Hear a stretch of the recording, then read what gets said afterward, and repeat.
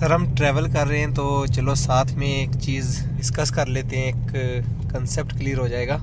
ये जो vernier clipper है इसके बारे में मतलब थोड़ा सा चलो डिटेल में बात हो जाएगी तो अच्छा रहेगा। सर आई थिंक मुझे लगता है कि ये जो वर्नियर क्लिपर है ये फिजिक्स और ऑटोमोबाइल के अंदर दोनों सब्जेक्ट्स में कॉमन पाया जाता है जी। मुझे लगता है आपका प्रैक्टिकल भी ये होता है। हाँ हमें भी है ना, ऑटोमोबाइल में भी है इसका। मतलब क्या हमने देखना है ये होता क्या है? होता है जैसे इसमें रीडिंग वगैरह कैसे ली जाती है और ये इसका यूज़ कहाँ पे होता है। सबसे पहले तो देखिए कि अगर हमें किसी चीज़ की लेंथ को फाइंड आउट करना होता है तो हम वहाँ पे स्केल का इस्तेमाल करते हैं, किसी मीटर का इस्तेमाल करते हैं। लेकिन अगर कोई ऐसी सिचुएशन आ जाए जहाँ पे हमारे पास कोई सिलेंड्रिकल बॉडी है या फिर हमारे पास कोई स्फेरिकल बॉडी है, उस सिलेंड्रिकल या स्फेरिकल बॉडी का डायमीटर निकालने के लिए हम वर्नियर क्लिपर का इस्तेमाल करते हैं।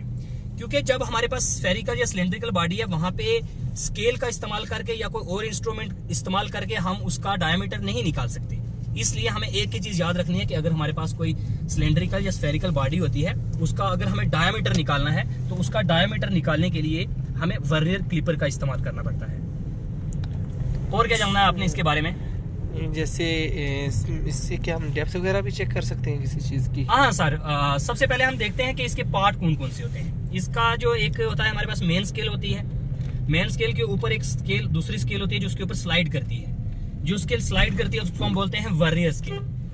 तो उसके बाद इसके होते हैं 2 टाइप्स ऑफ जॉज होते हैं। हाँ, एक फिक्स होता है तो दूसरा मूवेबल। बिल्कुल, उनमें से एक जो जॉज होता है तो वो हाँ उसका हम इस्तेमाल करते हैं आउटर डायमीटर निकालने के लिए। तो दूसरी टाइप जाज जो होते हैं वो इनर डायमीटर निकालने के लिए हम इस्तेमाल करते हैं। जैसे हमारे पास कोई पाइप आ गई, पाइप का हमने इनर डायमीटर निकालना है तो इनर डायमीटर के लिए हम उन जाज का यूज करते हैं। अगर हमारे पास लिक्विड है, किसी ग्लास के अंदर अगर पानी है, उस पानी की डेप्थ हमें फाइंड आउट करनी है तो वहां पे छोटा सा एक नाइफ होता है, उस नाइफ को हम इंसर्ट करते हैं उस लिक्विड के अंदर या ग्लास के अंदर। तो वहां से हम क्या करते हैं, लिक्विड की डेप्थ को भी हम फाइंड आउट कर सकते हैं। तो अगर हमने रीडिंग लेनी है तो सबसे पहले उन जाज के अंदर हमें क्या करना पड़ेगा, उस बॉडी को हमने लेना है, या कोई सिलेंड्रिकल बॉडी है या स्फेरिकल बॉडी, उसको हम लेना है। और लेने के बाद हम क्या करेंगे, सबसे पहले हम देखेंगे कि मेन स्केल के ऊपर रीडिंग क्या है। मेन स्केल वाली रीडिंग हम नोट करेंगे। मेन स्केल की रीडिंग नोट करने के बाद हमने वर्नियर स्केल की रीडिंग देखनी है। और वर्नियर स्केल के ऊपर आपने देखा होगा 10 लाइनें होती है और उन 10 लाइनों में से कौन सी लाइन मेन स्केल के साथ प्रॉपर कोइंसाइड कर रही है, पहली कर रही है, दूसरी कर रही है, चौथी या नौवीं, जो लाइन भी कोइंसाइड करेगी वो लाइन हमने नोट करनी है।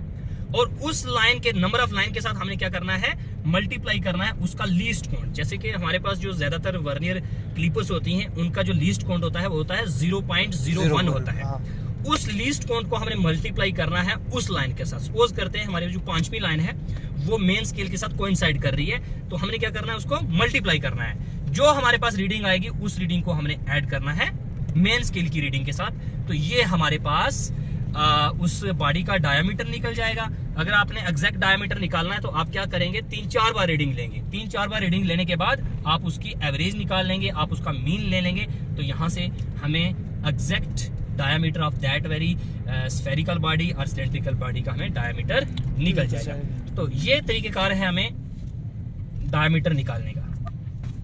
और क्या पूछ रहे हैं आप इसके बारे में?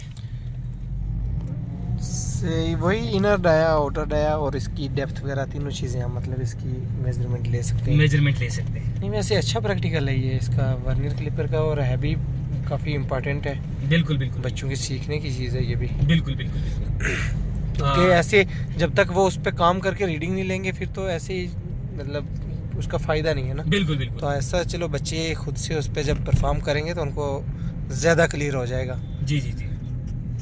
तो सर जैसे मैंने आपको बताया कि कोई अगर सिलेंड्रिकल बॉडी है ना तो उसका हम डायमीटर निकालते हैं। लेकिन कई बार ये जो वर्नियर क्लिपर भी होती है ना वहां पे जाके फेल हो जाती है। फेल इन द सेंस कि जब हमारे पास इतनी कोई बारीक सी अगर कोई तार है, हाँ, तब हम माइक्रोमीटर का बिल्कुल करते हैं। तो अगर उसका डायमीटर हम प्रॉपर तरीके से वर्नियर क्लिपर से नहीं निकाल सकते तो वहां पे हम यूज करते हैं स्क्रू गेज का यूज करते हैं। स्क्रू गेज वहां पे आ जाता है।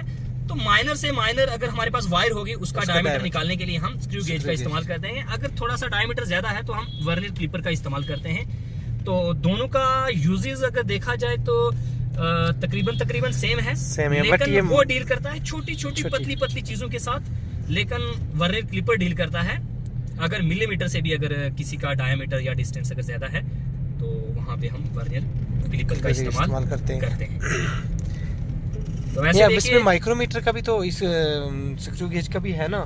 बिल्कुल माइक्रोमीटर का भी वहाँ पे हम इस्तेमाल करते हैं माइनर चीज़ों का डिस्टेंस वो डायमीटर वगैरह निकालने के लिए। चलो अच्छा हुआ, ट्रैवल के साथ साथ नई चीज़ की डिस्कशन भी हो गई।